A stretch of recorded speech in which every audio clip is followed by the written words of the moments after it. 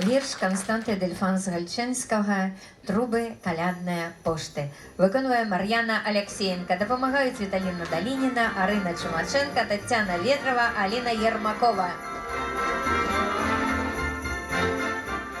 Сьогодні знов праз море і лес мчиться пошта на крилах і без. Накалядить судовні зміни. Кожен раптом зробився письменним. Хто пера не бере цілий год, сьогодні пише поштовок 500. Листи з віншуваннями Франі і Маня шлють, бо колядні у їх листоманія.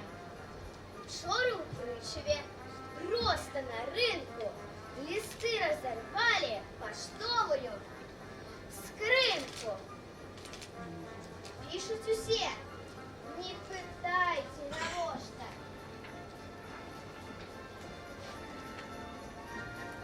О, знов колядная пошта. Апошні мосток про запошню решку, у пошту ворветься і ваше местечко. Через суметом житься кругом, підмел свой поштовый клаксон. Листы и посылки для мамы и татов, деткам презенты. Счастливых святов! Отделение 4 окенцы, у кожним окенце помилуй паненце.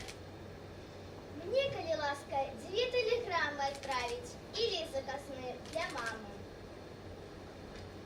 А я ще купив жонце коточку, канарейка утекла през форточку.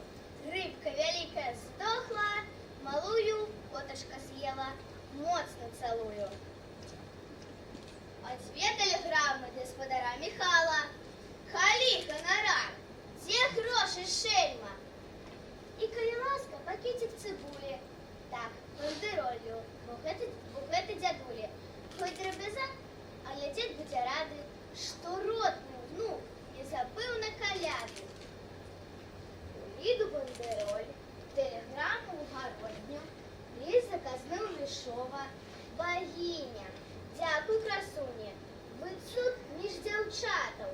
До побачення, щасливих вам святов!